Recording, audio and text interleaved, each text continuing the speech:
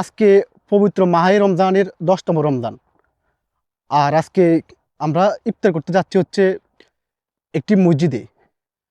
শুধুমাত্র মসজিদের ইফতারের অভিজ্ঞতা নেওয়ার জন্যই আজকে ইফতারটা মসজিদে করার পরিকল্পনা করছি। সো সাথে থাকুন, মসজিদে যাই, ওখানকার ইফতারের অভিজ্ঞতা আপনাদের সাথে শেয়ার করব।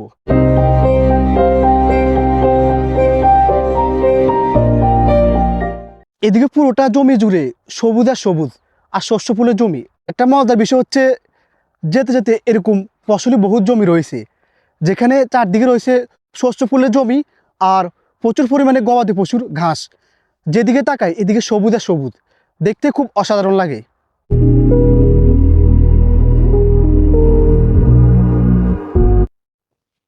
আমাদের বাসা থেকে মসজিদের দূরত্ব 1 ঘন্টারও বেশি।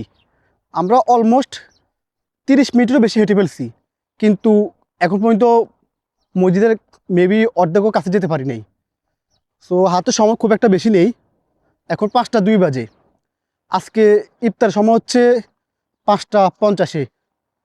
আমাদের কাছে এখন সময় আছে 48 মিনিট। এই 48 মিনিটের ভিতরে মসজিদে গিয়ে পৌঁছাতে হবে। আমার অবস্থানটি হচ্ছে এখন একটি সাপ্তাহিক বাজারের সামনে। এই যে গেটটি দেখা যাচ্ছে, এখানে সাপ্তাহিক বাজার বসে। প্রতি সপ্তাহে একবার করে প্রতি শুক্রবার এখানে সাপ্তাহিক বাজার বসে। যেরকম আমাদের বাংলাদেশে সাপ্তাহিক বাজার বসে, এখানেও ঠিক সেম ওরকমভাবে সাপ্তাহিক বাজার বসে। 10তম রমজানে আমরা মসজিদে ইফতার করতে আসছি।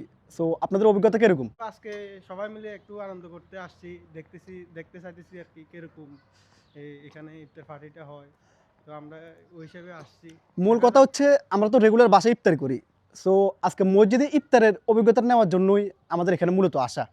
এখানে কী ধরনের ইফতার দেয় বা বিভিন্ন ধর্মের বিভিন্ন বর্ণের মানুষ এখানে আসবে, সবার সাথে আমরা একসাথে ইফতার করব, এটার আনন্দটা অন্যরকম। অবশেষে অলমোস্ট 1 ঘন্টা হাঁটার পর আমরা মসজিদে চলে আসি। আমি এখন বর্তমানে মসজিদ এরিয়াতে অবস্থান করতেছি। আমি যদি আপনাদেরকে একটু দেখাই, এখানে অনেক বড় সিরিয়ালও আছে ইফতারের জন্য। তো অলরেডি এখন আমরা এসে এখানে সিরিয়াল দাঁড়িয়ে আছি ইফতারের জন্য। ইফতারের এখনো সময় বাকি আছে অলমোস্ট 32 মিনিটের মতো। এখন বাজে হচ্ছে 5টা 22। এখানের একটা বিষয় হচ্ছে নারী পুরুষ কোনো ভেদাভেদ নেই, সবাইকে এভাবে সিরিয়াল দাঁড়িয়ে নিজ নিজ ইফতার সংগ্রহ করতে হয়।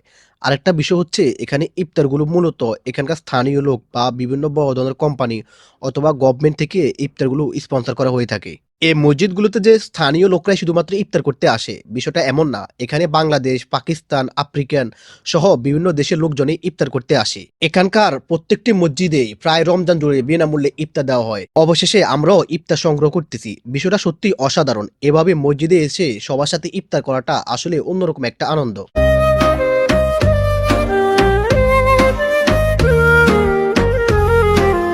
অবশেষে আমরা ইফতার নিয়ে নিয়েছি। আজকে আমাদেরকে ইফতারিতে দিয়েছে হচ্ছে একটা ইয়োগার্ট, আর সাথে 2টা ছোট ছোট রুটি দেওয়া হয়েছে। এরকম 2টা রুটি দেওয়া হয়েছে, প্লাস দেওয়া হয়েছে একটি ডেজার্ট আইটেম। এটা দ্যাটস মিন হালুয়া।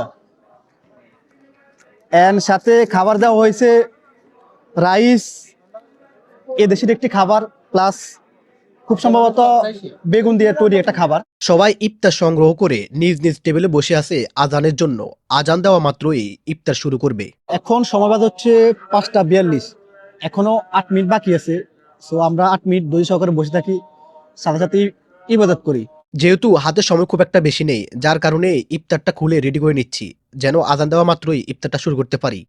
সো এখানে খাবার দিয়েছে মূলত হচ্ছে এখানে আলু রয়েছে, বেগুন রয়েছে, এটা দিয়ে একটি সবজি আইটেম তৈরি করছে। এদিকে রয়েছে রাইস, অ্যান্ড এখানে এদেশেরই একটি স্যুপ আইটেম রয়েছে। এর টেস্টটা কেমন সেটা খাওয়ার পর আমরা রিভিউ দিতে পারবো। বিসমিল্লাহ করে আমরা প্রথমে পানি দিয়ে ইফতার স্টার্ট করলাম। আল্লাহ বিসমিল্লাহ।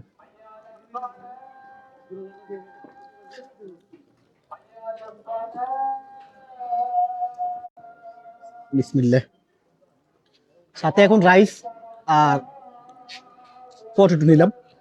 سال دمعي شوقا يا حبيبي إليك فاض قلبي প্রবাসে থাকলেও আমরা আমাদের ধর্ম, সংস্কৃতি আর ভালোবাসা ধরে রেখেছি। মসজিদে ইফতার আমার জন্য ছিল এক আবেগঘন অভিজ্ঞতা। আপনারা কোথায় থেকে দেখছেন কমেন্টে জানান। আর ভিডিওটি ভালো লাগলে লাইক, শেয়ার ও সাবস্ক্রাইব করতে ভুলবেন না। ধন্যবাদ। আল্লাহ হাফেজ।